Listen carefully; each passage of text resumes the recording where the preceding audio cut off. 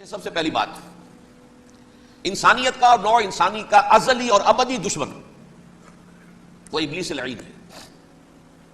یہ چونکہ چیزیں ایسی ہیں کہ جو ماوراء الطبیعات سے متعلق ہیں۔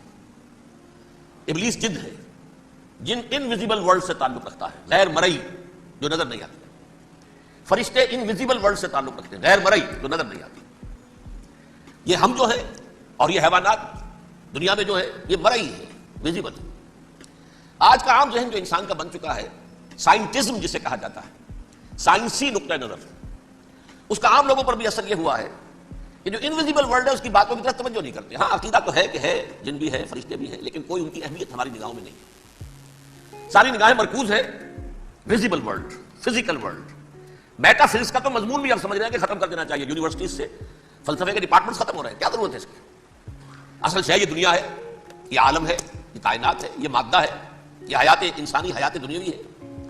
اس پر میرا جو مارکت الارا مضمون تھا 1967 کے جون میں جو چھپا تھا، اسلام کی نشرت ثانیہ کرنے کا اصل کام، کہ جو عہد حاضر کی جو تہذیب ہے اس کے تین بنیادی اصول کیا ہیں؟ خدا ہے یا نہیں ہے چھوڑو، اس بحث پہ نہ پڑھو، کائنات تو ہے نا،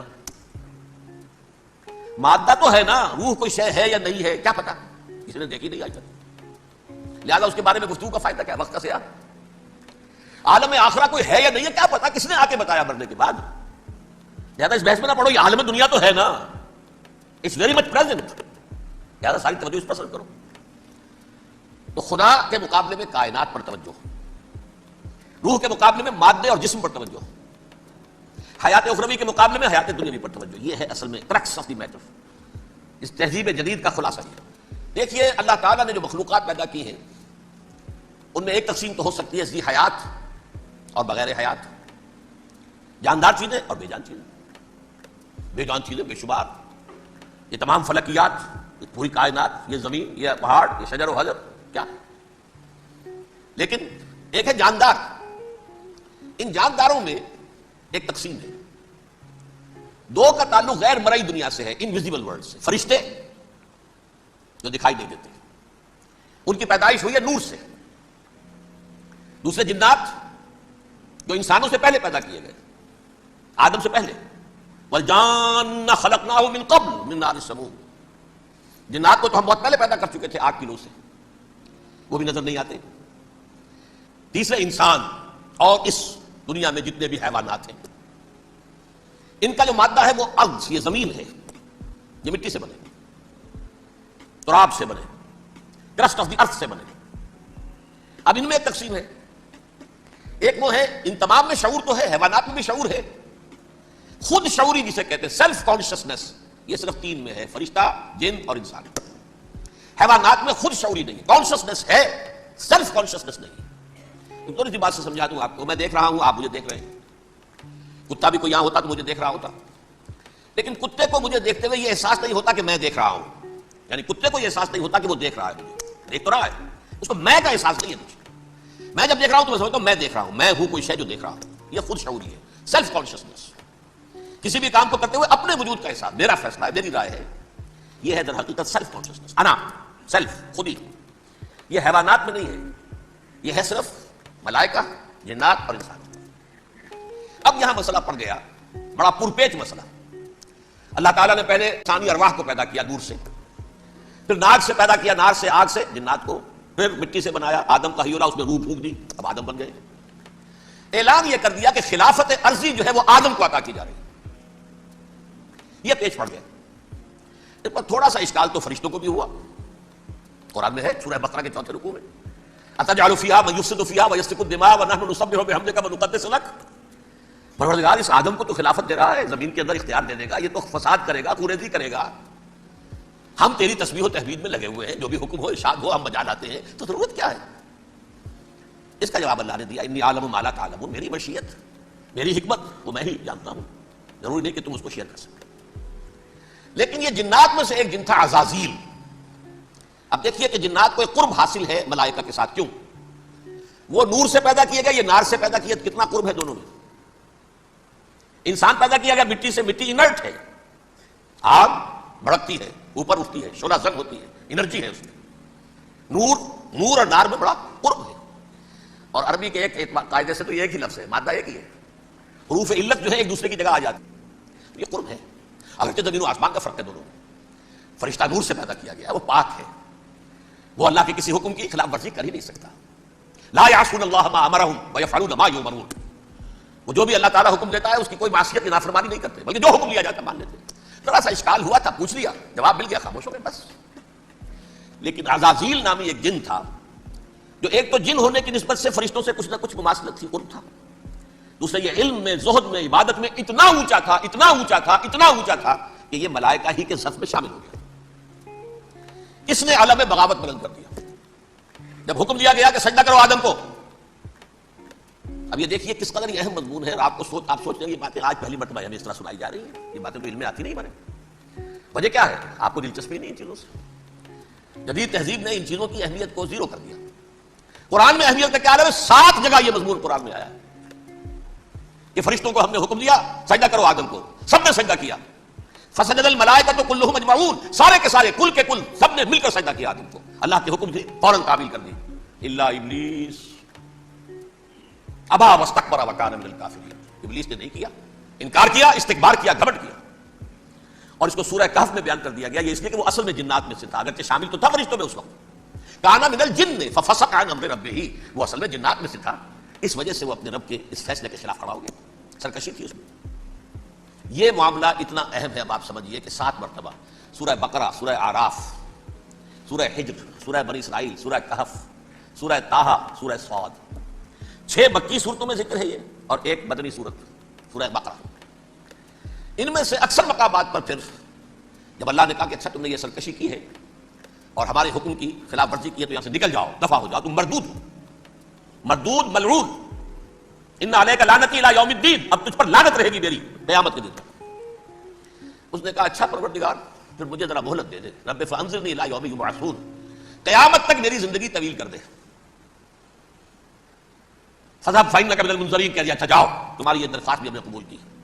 انہوں نے کہا پروردگار اب میں اس آدم کو بھی گمراہ کر کے چھوڑوں گا اور آدم کی نسل کو تباہ کر کے چھوڑوں گا.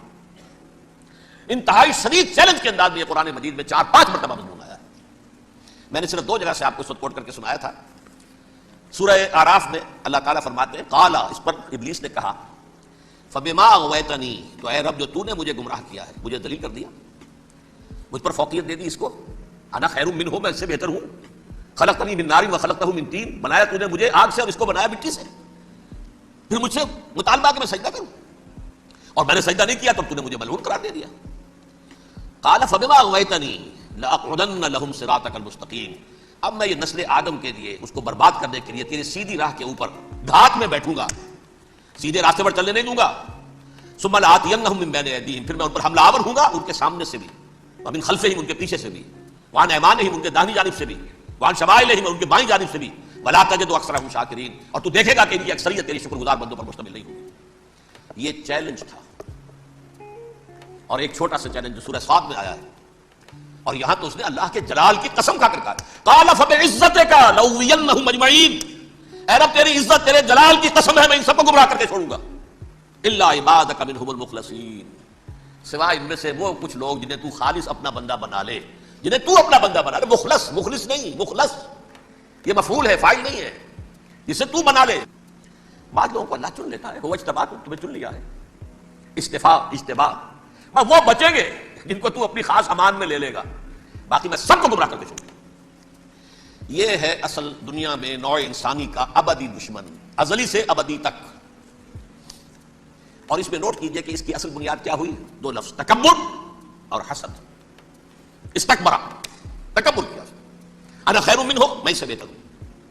یہ ساری بس کی گانٹھ یہی ہے, سب سے بڑی گمراہی کی وجہ یہی ہے. اسی لیے کہا ہے حدیث میں لن يدخل الجنہ من کان فی قلبہ مثقال حبۃ من کبر, جنت میں ہرگز وہ شخص کبھی بھی داخل نہیں ہو سکے گا جس کے دل میں رائے کے دانے کے برابر بھی کبر ہے. تکبر سب سے بڑا جرم. الکبر ردائی, اللہ فرماتا ہے یہ تکبر, یہ تو میری چادر ہے. کوئی شخص تکبر کرتا تو میری چادر گھسیٹ رہا ہے میرے کندھے سے. عرب میں کسی شخص کی توہین کرنی ہوتی تھی تو اس کی چادر گھسیٹتے تھے, ننگا کر دیا گویا کہ یہ میری ردائی ہے, الکبر ردائی, یہ میری چادر ہے, یہ جامہ مجھے زیب دیتا ہے, مجھ پر راستہ تھا. اور حسد, آدم کو جو برتری عطا ہو گئی اس حسد کی آگ میں وہ جل رہا ہے. اور اس کا انتقام لینا چاہتا ہے. آدم سے بھی، آدم کو بھی گمراہ کیا، جنت سے نکلوایا. ویسے نکلنا تو انہیں تھا ہی مشیت اذن میں، لیکن فوری طور پر اللہ کے حکم کی خلاف ورزی تو کروائی نا.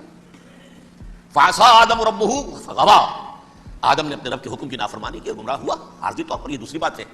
توبہ کر لی، اللہ نے توبہ قبول فرما لی، معاف کر دیا. وہ مستقل جو ہے وہ نسل انسانی پر اس گناہ کا اثر متوارث طور پر نہیں آ رہا ہے، ختم ہو چکا معاملہ، ہوا تھا ہو گیا. فتلقى آدم من ربہ کلمات فتاب علیہ انہ هو التواب الرحیم.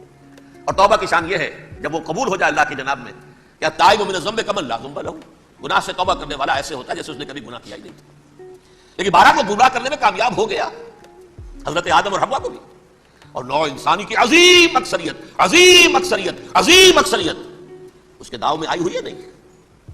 کتنے ہیں وہ عباد اللہ المخلصین، الا عبادک منہم المخلصین، کتنے ہیں جو واقعتاً خالصتاً اللہ کے بندے بن گئے، جنہیں اللہ نے اپنا بنا لیا، اپنا قرار دے دیا.